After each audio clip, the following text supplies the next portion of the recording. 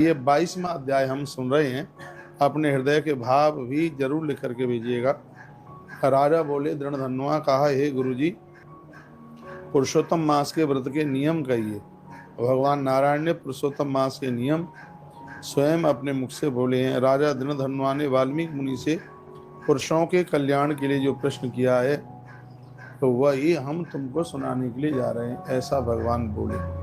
श्री वाल्मीकि जी ने कहा कि हे राजन, इस पुरुषोत्तम मास में हविष्य अन्न यानी जो भोग यज्ञ में डाला जाता है उसे आप स्वीकार करें। राजन, इस पुरुषोत्तम मास में हविष्य अन्न, खीर, गेहूं की बनी हुई चीजें, चावल सभी प्रकार का, मूंग, जौ, तिल, मटर, समा का चावल, अदरक, कंकोल, कंदमूल, ककड़ी, केला, सेंधा नमक, समुद्री नमक, दही, माखन, पनीर, आम, हरड़, पीपल, ये जो चीज़ें आप ले सकते हैं खाने में वो चीज़ें बताइए।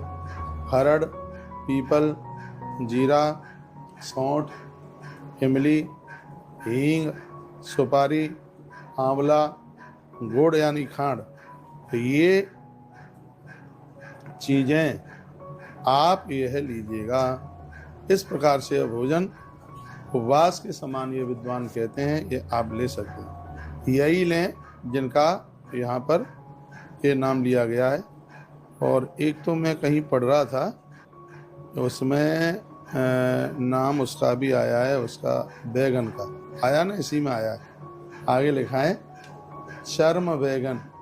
ये बैगन ऐसा होता है, थोड़ा हल्का सा सफ़ेद सफ़ेद सा भी दिखाई देता है। ये बैगन किस तरीके का ये बैगन है, उसका भी नाम इसमें चल करके आया। अब आगे की बात मैं आपको निवेदन करूँ, इस प्रकार से बना हुआ भोजन ये आप ले सकते हैं सब प्रकार के। अब जो चीज़ें नहीं लेनी है उसको भी सुन लीजिएगा।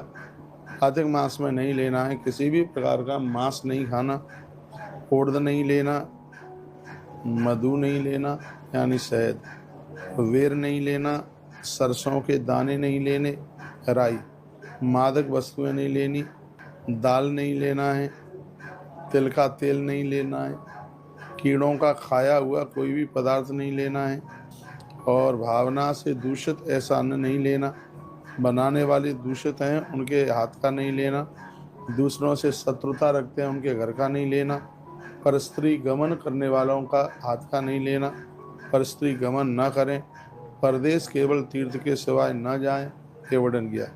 देवता, वेद, ब्राह्मण, गुरु, गौव्रती, स्त्री, राजा तथा बड़ों की पुरुषोत्तम मास में कभी भी बुराई न करें।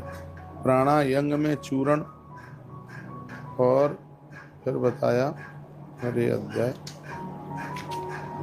फलों में जम्बीरी, धान्य में मसूर तथा बासी अन्न बिल्कुल नहीं लेना, यह वर्णन किया गया है। ये कहा गया है। एक बार जयकारा लगाइए, बोलवा के बिहारी लाल की जय हो, श्री हनुमान जी महाराज की जय हो। तो ये अध्याय बड़ा अद्भुत है अपने आप में। इसमें पुरुषोत्तम मास के प्रारंभ में ये जो चीज़ें छोड़ने के लिए हैं, ये पूर्णिमा तक इन चीज़ों को न खाएं।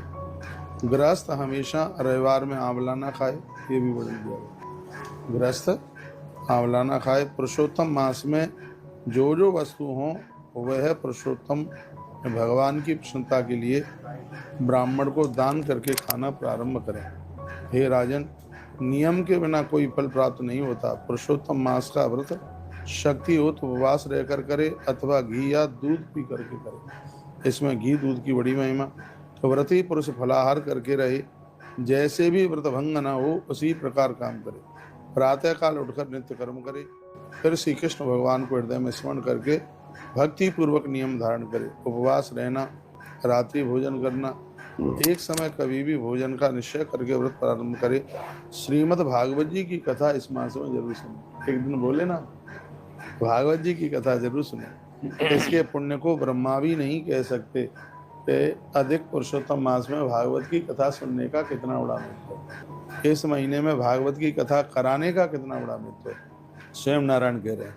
और महर्षि वाल्मीकि जी दृढ़धनुआ को सुना रहे हैं।